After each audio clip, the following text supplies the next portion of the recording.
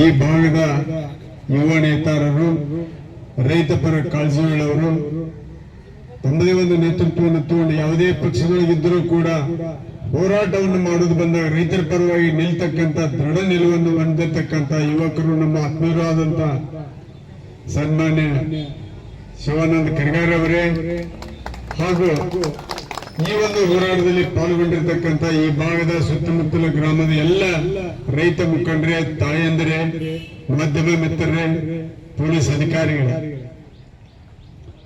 ಹೋರಾಟ ಅನ್ನೋದು ಪ್ರತಿಯೊಬ್ಬರು ಪ್ರತಿ ಹಂತದಲ್ಲಿ ಕೂಡ ನಿರಂತರವಾಗಿ ಹೋರಾಟ ಮಾಡಲೇಬೇಕು.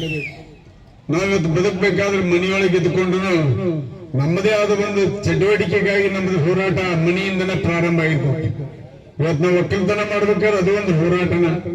ಇವತ್ತು ಸಾರ್ವಜನಿಕ ಹೋರಾಟವನ್ನು ಮಾಡುವಂತದ್ದು ಎಲ್ಲರಿಗೂ ಸಾಧ್ಯ ಇಲ್ಲ. ಅದು ಕೆಲವೇ ಮಂದಿಗೆ ಅದು ಒಂದು ವರವಾಗಿ ಬಂದಿರ್ತದ್ದು, ಒಂದು ಶಾಪವಾಗಿ ಬಂದಿರ್ತದ್ದು, ಅದನ್ನ ಕೆಲವೇ ಜನ ಮಾಡಕ್ ಸಾಧ್ಯ. ಈಗ ಇಡೀ ಎಲ್ಲರೂ ರಾಜ್ಯದ ಮುಖ್ಯಮಂತ್ರಿಗಳಾಗಕ್ಕಾಗೋದಿಲ್ಲ, ಒಬ್ಬರೇ ಆಗ್ಬೇಕು. ನಮ್ಮ ಹೋರಾಟಗಾರರು ಒಬ್ಬರೇ ಆಗಿರ್ತಾರೆ. ಅದು ಇವತ್ತು ನಮ್ಮ ಶಿವಾನಂದ ಕರಿಗಾರ ಅವರು ಈ ಭಾಗದಿಂದ ರೈತರ ಪರವಾಗಿ ಧ್ವನಿ ಎತ್ತುವಂತ ಒಂದು ಕೆಲಸವನ್ನು ಮಾಡಿದ ಅದು ಬಹಳ ಸ್ವಾಗತಾರ್ಹ ಅಂತ ನಾನು ಹೇಳಕ್ ಬಯಸ್ತೇನೆ.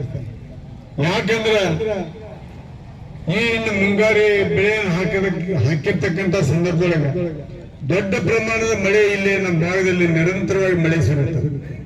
ಆ ಮಳೆ ಸುರಿದಂತ ಸಂದರ್ಭದೊಳಗ ಪರಿಹಾರವನ್ನು ಕೊಡ್ರಿ ಅನ್ನುವಂಥದಕ್ಕೆ ನನಗೆ ಅವರು ಅದನ್ನ ಧ್ವನಿ ಎತ್ರಿ ಅಂತ ನನಗೆ ಸೂಚನೆ ಕೊಟ್ಟವ್ರು ಇವರನ್ನಂತ. ನಾವು ಎಲ್ಲೋ ಒಂದೊಂದ್ ಕಡೆ ಬರೀ ಕೆಲಸ ಬಂದ್ರೆ ಮಾದಾಯಿ ಕೆಲಸ ಬಂದ್ರೆ ಅದ್ರದೊಳಗನ ನಿರಂತರ ಜಪ ಮಾಡ್ಕೊಂತಿರ್ತೇವೆ. ಇಲ್ಲ ನೀವು ಅದೊಂದ ಮಾಡ್ಬಿಡ್ರಿ, ಅದ್ರ ಜೊತೆ ರೈತರದ್ದು ಧ್ವನಿ ಎತ್ತಬೇಕು ಅಂತ ಹೇಳಿ ನೆನಪು ಮಾಡಿದ್ರು. ಅಂದ್ರೆ ಅವರಿಗೆ ರೈತರ ಬಗ್ಗೆ ಇರ್ತಕ್ಕಂಥ ಕಾಳಜಿಯನ್ನು ನಾವೆಲ್ಲರೂ ಮುಚ್ಕೋಬೇಕಿತ್ತು.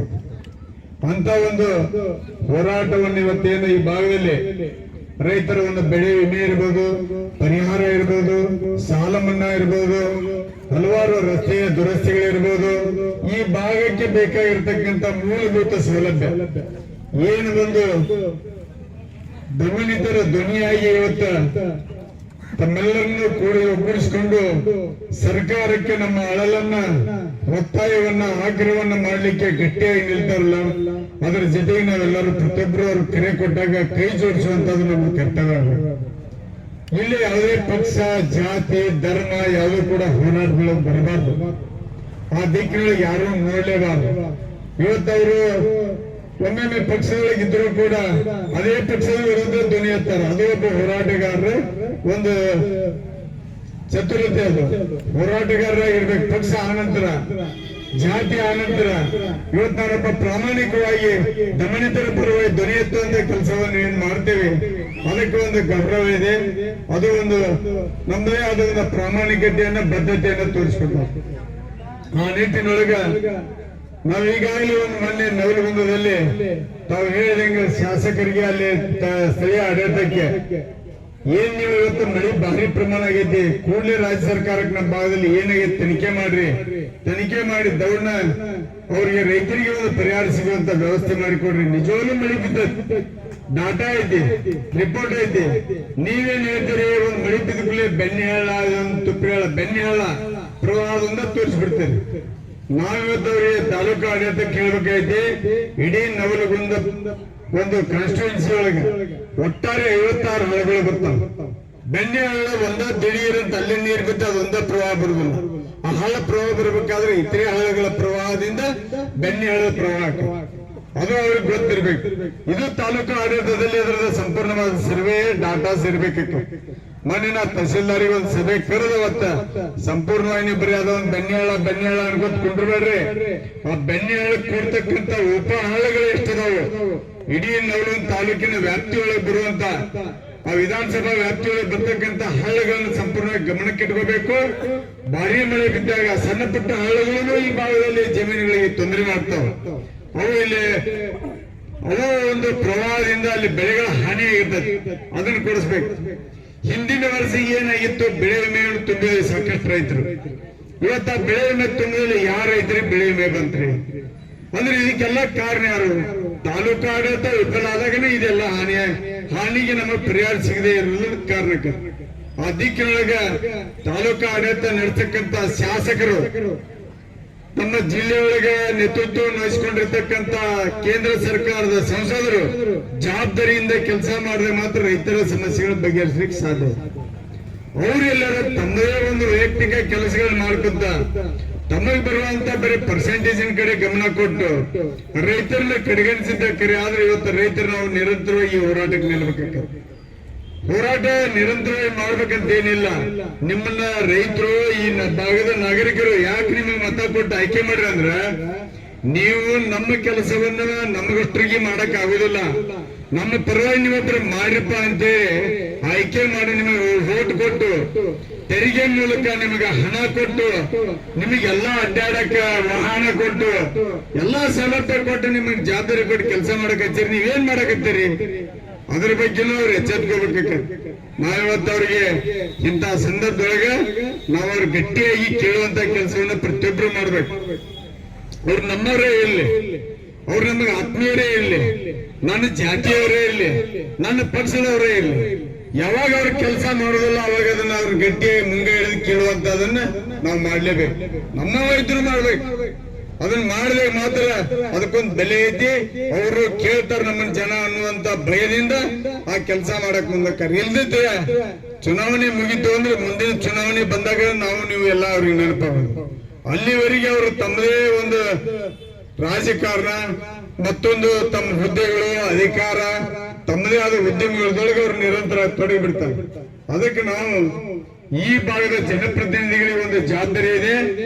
ಈ ಭಾಗದಲ್ಲಿ ಏನು ಕೆಲಸಗಳು ಆಗ್ಬೇಕಾಗಿದಾವೆ, ಏನ್ ಇವತ್ತು ರೈತರ ತೊಂದರೆಗಳಾಗ್ಯಾವ, ಆ ತೊಂದರೆಗಳ ಬಗ್ಗೆ ಕೂಡಲೇ ನೀವು ಹಾಗೂ ನಿಮ್ಮ ಜಿಲ್ಲಾ ತಾಲೂಕಾ ಆಡಳಿತಗಳು ಚುರುಕಾಗಿ ಸ್ಪಂದಿಸಿ ಆ ಕೆಲಸಗಳನ್ನು ಸಮರೋಪಾದಿಯೊಳಗೆ ಮಾಡ್ಬೇಕು. ಇಲ್ಲದ ಹೋದ್ರೆ ಇವತ್ತು ರೈತರು ಸಾಕಷ್ಟು ಕೋಟ್ಯಾಂತರ ರೂಪಾಯಿ ಬೆಳೆ ವಿಮೆ ಕಟ್ಟಿದ್ರು ಕೂಡ ಬೆಳೆ ವಿಮೆ ಬರಂಗಿಲ್ಲ. ರೈತರು ಭಾರಿ ಪ್ರಮಾಣದ ಮಳೆಯಾಗಿ ಹಾನಿಯಾದಾಗ ಬೆಳೆ ಹಾನಿನೂ ಸಿಗಂಗಿಲ್ಲ. ನೀವ್ಯಾರು ಕೂಡ ಕೈಲಿಂದ ಕೊಡ್ಬೇಕಾಗಿಲ್ಲ. ನಾವು ಅವ್ರಿಗೆ ಕೊಡ್ರಿ ಅಂತ ಒತ್ತಾಯ ಮಾಡ್ತೇವೆ ಅಂದ್ರೆ ಅವ್ರು ಯಾರು ಅವ್ರ ಮನೆಯಿಂದ ಹಣ ತಂದು ಕೊಡಬೇಕಾಗಿಲ್ಲ. ನಮಗೆ ಏನ್ ಇವತ್ತು ನಾವೆಲ್ಲ ತೆರಿಗೆ ಮೂಲಕ ಪ್ರತಿಯೊಬ್ಬ ರೈತರು, ಪ್ರತಿಯೊಬ್ಬ ನಾಗರಿಕರು ತೆರಿಗೆ ಮೂಲಕ ಸರ್ಕಾರಕ್ಕೆ ಕಟ್ಟಿರ್ತಕ್ಕಂಥ ಹಣದೊಳಗೆ ನೀವೆಲ್ಲ ಬಳಸಿ, ನೀವೆಲ್ಲ ಖರ್ಚು ಮಾಡಿ ಉಳಿದಿರುವಂತ ಹಣನಾರ ಕೊಡ್ರಿಪ್ಪ ನಮಗ ಅಂತ ಕೇಳ್ಬೇಕೆ. ಆ ಹಣಕ್ಕಾಗಿ ನಾವು ಒತ್ತಾಯ ಮಾಡ್ತೇವೆ. ಅದು ಕಾನೂನಾತ್ಮಕವಾಗಿ ಕೇಳ್ತಕ್ಕಂಥ ನಮ್ಮ ಹಕ್ಕು. ಆ ಹಕ್ಕು ಕೇಳೋದಕ್ಕಾಗಿ ನಾವ್ಯಾರು ಭಿಕ್ಷೆ ಬೇಡ್ತಾ ಇಲ್ಲ. ಅವ್ರಿಗೆ ಆ ಒಂದು ಜವಾಬ್ದಾರಿ ಕೆಲಸವನ್ನು ಮಾಡಿ ಅನ್ನೋದಕ್ಕಾಗಿ ಏನು ನಿರಂತರ ಹೋರಾಟವನ್ನು ನಮ್ಮ ಕರಿಗಾರವರಲ್ಲಿ ಹಮ್ಮಿಕೊಂಡ್ರ ಬಹಳ ಶ್ಲಾಘನೀಯವಾದದ್ದು. ಯಾಕಂದ್ರೆ ಇವತ್ತು ಎಲ್ಲೇ ನೋಡಿದೆ ನಾವು ರೈತ ಸಂಘಟನೆಗಳು ಒಂದ್ ಕಡೆ ಬಹಳ ವೀಕ್ ಆಗ್ಯಾವ. ಅಂತ ಸಂದರ್ಭದೊಳಗೆ ರೈತರನ್ನು ಒಕ್ಕೂಡಿಸಿಕೊಂಡು ಮತ್ತೆ ಅದಕ್ಕೆ ಧ್ವನಿ ಎತ್ತಿ ಸರ್ಕಾರಕ್ಕೆ ಚಾಟಿ ಬೀಸುವಂತ ಕೆಲಸವನ್ನ ಅವ್ರು ಇವತ್ತೇನ್ ಮಾಡಾಕತ್ತಾರ, ಅದಕ್ಕೆ ನಾವು ಹೋರಾಟಗಾರರು ಎಲ್ಲೇ ಇಲ್ಲಿ ಬಂದು ನಾವು ಅದಕ್ಕೆ ಸಾಥ್ ಕೊಡುವಂತ ಕೆಲಸವನ್ನು ಪ್ರತಿಯೊಬ್ಬರು ಮಾಡ್ಬೇಕು. ಇವತ್ತು ಅವರು ಶಿವಾನಂದ ಖರ್ಗಾರ್ ಅವರು ಯಾವ ಬೇರೆ ಉದ್ದೇಶಕ್ಕೆ ಮಾಡ್ತಾರ, ಅವ್ರು ಮತ್ತೊಂದಕ್ಕೆ ಮಾಡ್ತಾರ ಅನ್ನೋದು ವಿಚಾರ ಇಟ್ಕೋಬೇಡ್ರಿ. ಅವ್ರನ್ನ ಆ ರೀತಿ ಒಳಗೂ ಬೆಳೆಸ್ಬೇಕ. ಇವತ್ತು ಅವ್ರಿಗೆ ಕೆಲಸ ಮಾಡ್ರಿ ಅಂತ ಕೇಳುವಂತ ಧ್ವನಿಯಾಗಿ ಏನ್ ಮಾಡಾಕತ್ತಾರಲ್ಲ, ಅದಕ್ಕೆ ನಾವೆಲ್ಲ ಬೆಂಬಲಿಸ್ಬೇಕಾಗಿತ್ತು. ನಾಳೆ ಅವರ ಅಧಿಕಾರದಾಗಿದ್ದ ಮಾಡ್ಲಿಲ್ಲ ಅವ್ರನ್ನೂ ಕೇಳೋಣ, ಅವ್ರನ್ನೂ ಕೇಳೋಣ, ನೀವ್ಯಾಕೆ ಮಾಡೋಲ್ಲ ಅಂತೇಳಿ. ಆದ್ರೆ ಇವತ್ತ ಅವ್ರೇನು ಜನರ ಪರವಾಗಿ ಧ್ವನಿಯಾಗಿ ನಿಂತಾರಲ್ಲ, ಅವ್ರಿಗೆ ಸಂಪೂರ್ಣ ಈ ನಾಡಿನವ್ರ ಪ್ರತಿಯೊಬ್ಬ ರೈತರು ನಾವು ಸಾಥ್ ಕೊಟ್ಟಾಗ ಮಾತ್ರ ಹೋರಾಟವನ್ನು ಯಶಸ್ವಿಗೊಳಿಸ್ಲಿಕ್ಕೆ ಸಾಧ್ಯ ಐತಿ. ಮತ್ತಿವತ್ತ ರಾಜ್ಯ ಹಾಗೂ ಕೇಂದ್ರ ಸರ್ಕಾರಗಳನ್ನ ಕಣ್ಣು ತೆಗೆಸ್ಲಿಕ್ಕೂ ಸಾಧ್ಯ. ಇವತ್ತು ಅವ್ರನ್ನ 3 ದಿನ ಆದ್ರೂ ನಾವು ಬರೋದಕ್ಕೆ ಲೇಟ್ ಆಗೈತಿ. ನಾವು ಅವ್ರಿಗೆ ಮೊದಲ ಕೇಳಬೇಕಾಯ್ತು, ಲೇಟ್ ಆಗಿ ಬಂದದಕ್ಕೆ ಒಂದು ಕ್ಷಮೆ ಇಲ್ಲ ನಮ್ಮ ಕಡೆಯಿಂದ. ಅದ್ರ ಜೊತೆ ಈಗ ನಮ್ಮ ಅನ್ನಿಗೇರಿ ಈ ರೀತಿಯೊಳಗೆ ನಮ್ಮ ಹೋರಾಟ ಈಗ ಅವ್ರು ಹೇಳಿದ್ರೆ ಏನ್ ಅಂಬ್ಲಿಯವ್ರ ದಿನ ಹೋರಾಟ ಮಾಡ್ತಾರಂತ ಅವ್ರು ಹೇಳ್ದಂಗೆ ನಿನ್ನೆ ದಿನ ರಾಯಚೂರೊಳಗಿದ್ದೆ. ರಾಯಚೂರಿಂದ ಇವತ್ತು ಏಕ ಹುಬ್ಬಳ್ಳಿ ಬಂದು ನೇರವಾಗಿ ಇಲ್ಲಿ ಬಂದಿರಿ. ನಾವು ಬರ್ಬೇಕಾದ್ರೆ ಊರಿಗೆ ಹೋಗಿದ್ರೆ ಇನ್ನಷ್ಟು ಮಂದಿ ಕರ್ಕೊಂಡ್ ಬರ್ತಿದ್ವಿ. ಆದ್ರೂ ಫೋನ್ ಹಚ್ಚಿದೆ ಅಲ್ಲಿಂದ ನಮ್ಮ ಬಳಗ, ನಮ್ಮ ಯರಗಟ್ಟಿ ಅವರು, ಮಾದಣ್ಣ ಅವರು, ನಮ್ಮ ಮಠಪತಿಯವರು ಇವರೆಲ್ಲ ನಮ್ ಕೂಡ ಬಂದಿದ್ದಾರೆ. ಏನೇ ಇರಲಿ ಆ ಹೋರಾಟಕ್ಕೆ ಧ್ವನಿಯಾಗುವಂತದ್ದು, ಅವ್ರಿಗೆ ಸಾಥ್ ಕೊಡುವಂತ ಕೆಲಸವನ್ನ ನಾವೆಲ್ಲೇ ಇದ್ರು ಮಾಡ್ಬೇಕಾಗತ್ತೆ. ದೇವ್ರೆ ಅದೇ ರೀತಿಯೊಳಗ ನಮ್ಮ ಕೆಲಸ ಕಾರ್ಯಗಳನ್ನು ನಿಭಾಯಿಸ್ತಿರ್ತಾರೆ. ಇವತ್ತು ನನ್ನ ಒಕ್ಕಲ್ತನವನ್ನು ಮಾಡೋದು ನೋಡ್ಕೋಬೇಕು, ಈ ಹೋರಾಟವನ್ನು ಮಾಡ್ಬೇಕು. ಅಂತ ಒಂದು ಪರಿಸ್ಥಿತಿ ನಮ್ಮಲ್ಲಿ ಐತೆ ಅಂದ್ರೆ ನಾ ಈ ನಿರಂತರವಾಗಿ ಹೋರಾಟದಾಗ ಇರೋದ್ರಿಂದ ನಾನು ಆಜು ಬಾಜು ಇದ್ದವ್ರು ನಮ್ಮ ಬಾಳೆ ನೋಡ್ತಿರ್ತಾರೆ. ನಾವ್ ಏನ್ ಹೇಳಿರೋದಿಲ್ಲ, ಕರೆ ಅವ್ರು ಅದನ್ನ ನೀಗಿಸ್ಕೊಂಡ್ ಬರ್ತಿರ್ತಾರೆ. ಅವ್ರು ಅದನ್ನ ನೀಗಿಸ್ತಾರಂತೇಳಿ ನಾವು ನಿರಂತರವಾಗಿ ಹೋರಾಟದೊಳಗೆ ಬರಕ್ ಸಾಧ್ಯವಿತ್ತು ಅನ್ನುವಂಥದ್ದನ್ನು ತಮ್ಗೆ ಹೇಳ್ತಾ, ಈ ಕೂಡಲಿನ ನಮ್ಮ ಭಾಗದೊಳಗೆ ಏನ್ ಬಹುದಿನಗಳಿಂದ ಮಹದಾಯಿ ಕಳಸಾ ಬಂದಿರೋದು ಹೋರಾಟ ಐತೆ, ಅದು ಒಂದು ಯಶಸ್ವಿ ಕಡೆಗೆ ಅದು ಕೊನೆಯದಾಗಿ ಮೊನ್ನೆ ಕೇಂದ್ರ ಸಚಿವರಿಗೆ ಒತ್ತಾಯ ಮಾಡಿವಿ. ಒಟ್ಟ ಬರೋ 3 ತಿಂಗಳದೊಳಗೆ ಆಗ್ಲೇಬೇಕ.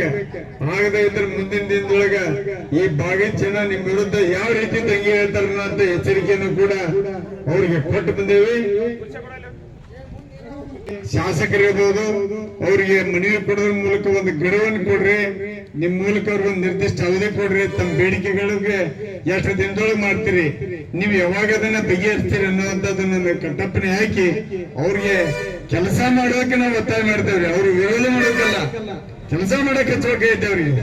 ಆ ಕೆಲಸ ಮಾಡೋದಕ್ಕೆ ಇವತ್ತು ನಾವೆಲ್ಲ ಬಾಳೆ ಬಿಟ್ಟು ಇವತ್ತಿಷ್ಟೆಲ್ಲ ಸೇರಿ ಅವ್ರ ಗಮನ ಸೆಳೆಯುವಂತ ಹೋರಾಟವನ್ನು ಏನ್ ಅನ್ಕೊಂಡ್ರಿ, ಆ ಹೋರಾಟ ಸಂಪೂರ್ಣ ಯಶಸ್ವಿ ಆಕೈತಿ.